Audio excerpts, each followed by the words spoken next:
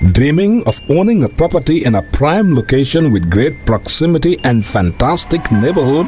EJ Investments Sanyang Seaview Estate is the best choice you have been waiting for. Our Sanyang Seaview Estate is approximately 15 minutes drive away from the busy hub of Brusubi roundabout and into the heart of nature, where you can have a peaceful and relaxed lifestyle with your family. You can buy a finished 4-bedroom story with 5-year flexible payment plan or a service plot with 2 years. I give you 10 minutes. Yes. All right. Ma'am, thank you very much. It's been almost 2 days now, because today is the second day that you people have gathered here to talk about the coalition agreement or the coalition, what is happening right now. What have you people agreed on? We have agreed today. We've looked at the, reviewed the memorandum of understanding, and we have made editorials and the language also. We have assigned it to a committee to finalize it, to distribute it to all the stakeholders, and then we shall meet here again on Thursday to finally to have a last reading of it, and then move with the endorsement. It was already adopted, and now we are just doing the final review in the process. So Thursday, I'm very hopeful that we will be done with that. But the procedure we have is that we cannot tell you the conclusions, the recommendations and conclusions of Thursday meeting, because we have to communicate it to His Excellency the President, who is the flag bearer. Then we will sit with His Excellency flag bearer, review it together as an executive and flag bearer, and then reach a consensus or reach a unanimity. And after that, His Excellency the President and the coalition 2016 executive will call you and make a press statement, if that is, inshallah, if that is possible. How many parties were here today represented? We had all the parties except DOI. DOI. Yes. Why? Still. Yes. Why? DOI has written to us, but we don't want to say what they have said in the letter because of the spirit and letter of the coalition. When we have anything, any issue or any challenge in the coalition, we do as much as possible. We try as much as possible to reconcile, because this is the moment of reconciliation, and it must start with the executive. So, like in any institution, you can have challenges. You can have different type of challenges. But with the spirit we have today in this country of having national unity, peace, and moving the country to the best level, we would rather have you respect that view or that principle of really just giving us time to work with DOI. And then at the end of the day, we will let you know what finally is the decision. We can assume that... able to go into the nitty-gritty of the 3 years deal today? Today we worked on just the editorials and the language. We did not go into this thing. When we have a review, you know, like every document is subject to review. All documents, when you have them, there is a provision which states that the document is subject to review, either on annual basis or 6-monthly or bi-monthly. Because as you know, now we have the constitutional review, isn't it? So it shows that if the constitutional can be reviewed, any other document can be reviewed. So it will be subject to review. And then at the end of the review, again, we are going to follow the same process. We will submit it to our flag bearer, His Excellency the President. We will discuss it with him, and then the final agreement will culminate into a press statement. I want to pick your mind on this. While you had started your talks here at Kairaba, the president had already gone to launch his fans club. There were those who said, well, this is not in the spirit of the coalition. Do you agree? You know, we cannot judge people. What we are doing, we are focusing, our responsibility is to focus on the work and mandate of the of the executive, national coalition executive. Whatever is happening. We have no control over that. The coalition cannot say that he cannot do what he's doing. He cannot say what he's not saying, what he wants to say. We cannot control him. After all, he's the president of the country. Our responsibility is to ensure that we speak with one voice here, and we also encourage him to continue supporting the coalition. Well, things that are happening and that should not happen, that are not in the spirit and letter of the coalition, when we meet with him, we will openly discuss with him and express our concerns. And as way of being the policy-making body, perhaps he will understand and listen to us. So until then, he has a dual responsibility. But he's a flag bearer and at the same time the president. So we have to also appreciate that. Okay. But how can you speak with one voice when currently, among the 7 parties that elect him, only 2 are inside the government? You had asked me that question, and I answered it in a way that, not diplomatic, but truthfully, is that the removal of coalition members is of a concern to us, and we are going to discuss it with him. We will discuss with him, and we would unanimously make a decision. I'm sure, in the spirit of the coalition, in the spirit of the country, of moving the country, we will make an amicable decision as a way of moving forward. Because you cannot gather spilled water or spilled milk. But way forward, what is most important in life, don't look at where you fall. Look at how you move on with life.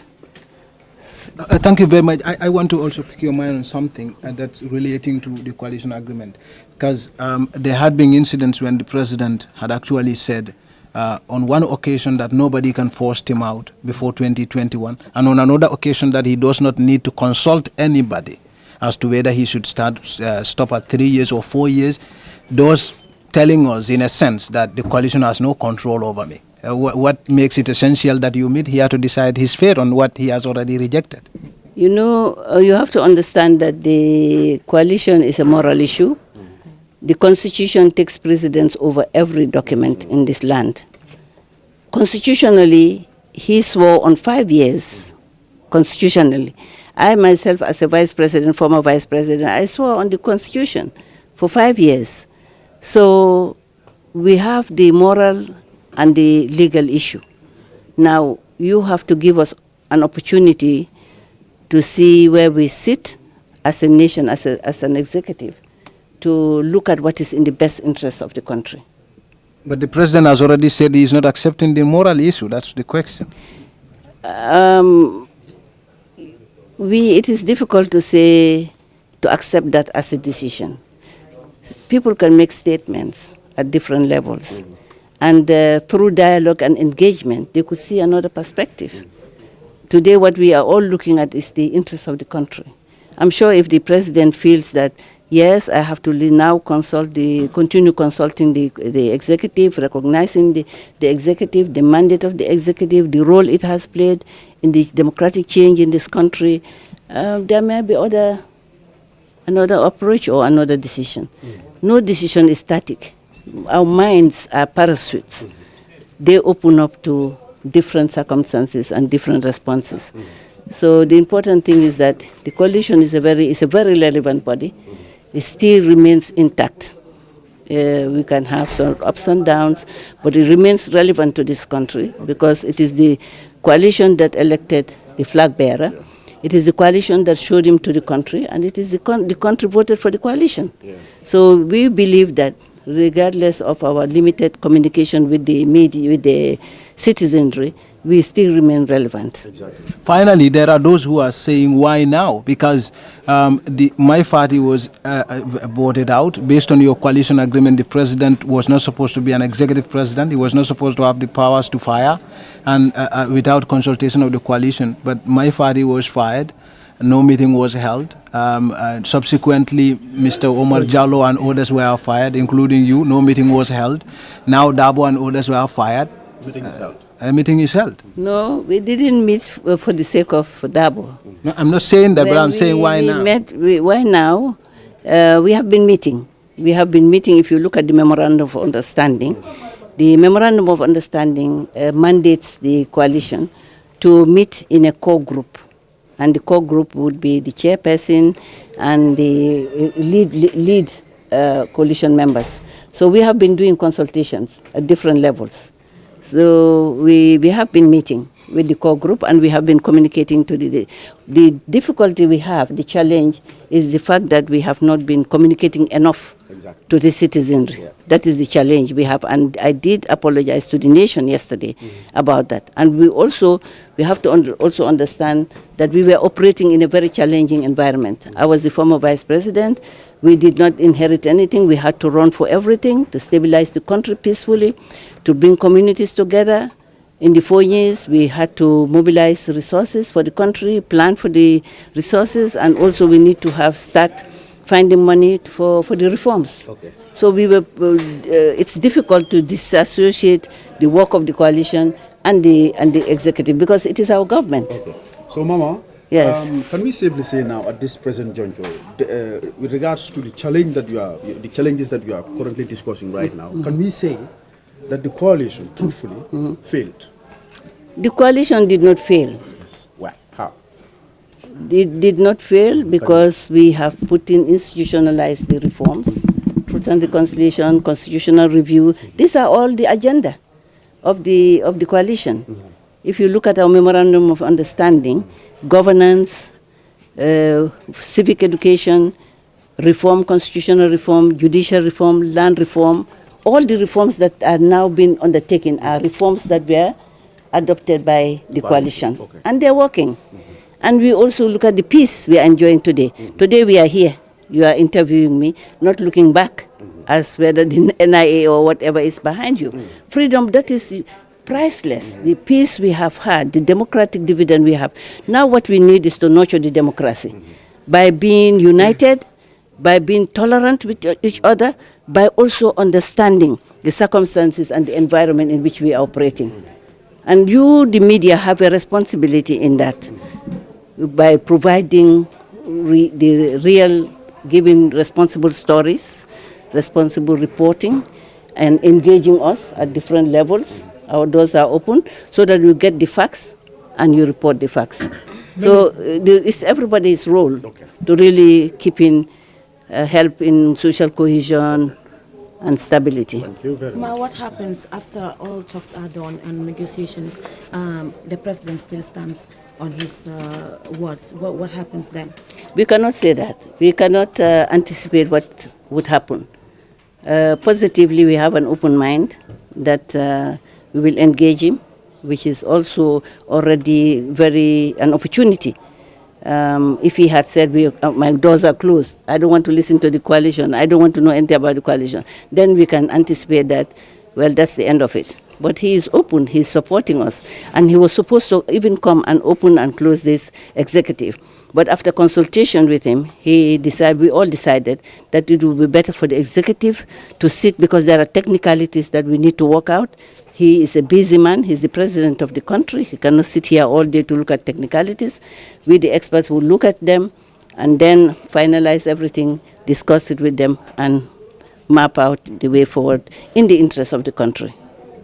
In an interview with Dakar-based West Africa Democracy Radio, you did mention that you have discussed with the president in connection to this meeting, and he has blessed the meeting. Yes. And that he's going to adhere to whatever the coalition agreed on. I just want to ask you whether the issue of 3 years was discussed with him, between you two, and whether after the 3 years, because it was part of the agreement that he must not run for re-election after his three-year term. Yeah, discussed? My interview with the West Africa Democracy Radio was the question. What my response was that we have met with him, and we have had his blessings to have the meeting, but I never said that he was going to. We have discussed the 3 years. No, I don't mean you. No. You said He has blessed the meeting. He has blessed the meeting, he will and adhere to whatever he has agreed. blessed the meeting, and he will discuss. He will discuss with us, because that's the process, just as I have explained. He cannot automatically. You cannot adhere to something you haven't seen, something you haven't heard. We have to tell him and give him the documents, the evidence that this is what we have discussed, this is what we have agreed on, and then we ask him what is his view. I'm not his comments. Whatsoever outcome, but we know you have been with the president from start. You babysitted this political party grouping.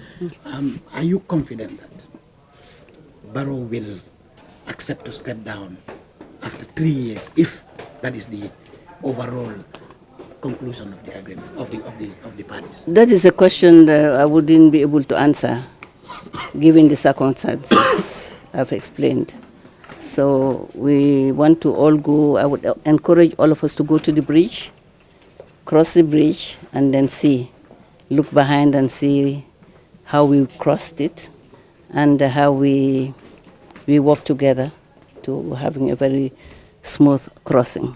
Now, by Thursday, will we get the information, or would we have, by that time, would we have already gotten the results that you people have made up your mind about the 3 and 5 years? I mean, the meeting. No, we cannot divulge, as I said. We cannot say anything about what we have agreed upon. Thursday we are coming to finalize the document, but we are not going to make any announcement. We are not going to give the media any information, because I said we have to go through the process. He's a flag bearer. There is no way.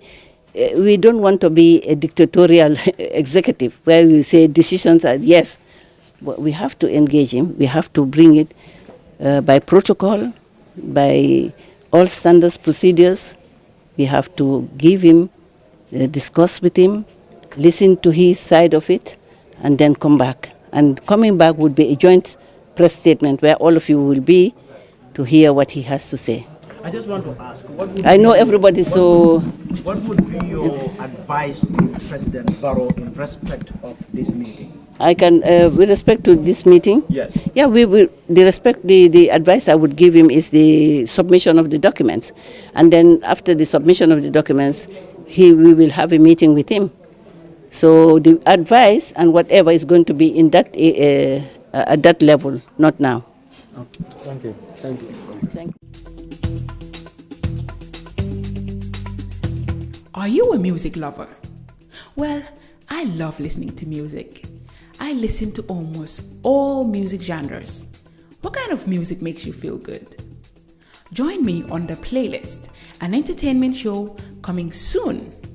We will be interviewing your favorite artists and people from different walks of life. They will be sharing with us their favorite songs on The Playlist show. And we will also be talking about important entertainment topics. I will be your host, Sally Job. This show is sponsored by EJ Investments.